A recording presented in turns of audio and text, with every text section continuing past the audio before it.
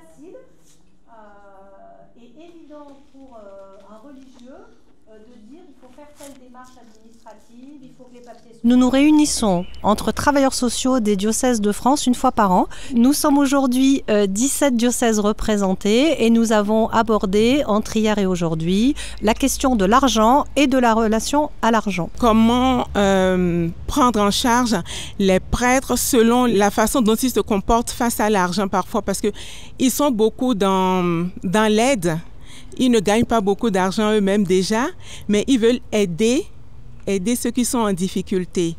Et parfois, on trouve qu'ils se mettent eux-mêmes en difficulté en aidant. J'ai connu quelques prêtres avec une aisance financière très importante. Et les conséquences que ça pouvait avoir, de pas de partage, de garder tout pour eux, de cumuler.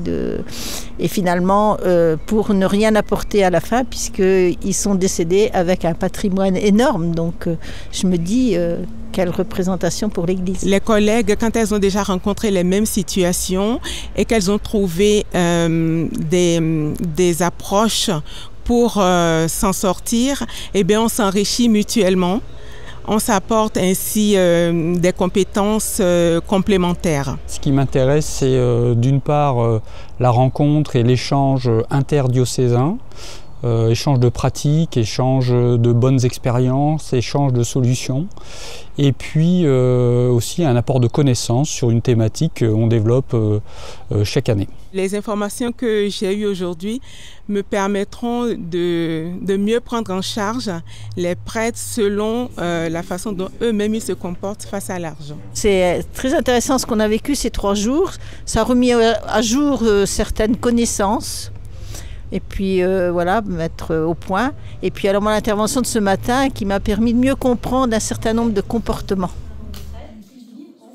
Nous avons parlé de l'imposition des prêtres, l'imposition des religieux, plein d'informations qui nous sont, nous, très pratiques sur l'organisation de notre travail quand nous travaillons au service du clergé. Aujourd'hui, il y avait l'intervention d'un théologien qui nous a fait tout un apport sur l'argent par rapport à la Bible, et puis aussi un apport psychologique sur la relation à l'argent, qu'est-ce que ça veut dire, quels sont un peu les travers et les bénéfices d'avoir de l'argent. Même s'il pratique la pauvreté, la chasteté et l'obéissance. C'est le frère Jean Lespard qui va intervenir cet après-midi. Avant de faire partie de sa communauté, il était chef d'entreprise. Et c'est vrai que la relation à l'argent des communautés et des religieux qui ont fait vœu de pauvreté, c'est une question qui est essentielle. Il y aura également l'intervention de sœur Adèle Indiaye de la communauté des Sœurs Bleues de Castres qui interviendra sur être et avoir et également sur le vœu de pauvreté qui est formulé par les religieuses. C'est intéressant parce que comme nous sommes des travailleurs sociaux, nous sommes généralement seuls sur notre diocèse et donc le fait de pouvoir échanger avec des confrères ou des consoeurs, ça nous permet de voir ce qui se fait ailleurs et d'être enrichis de tous ces échanges.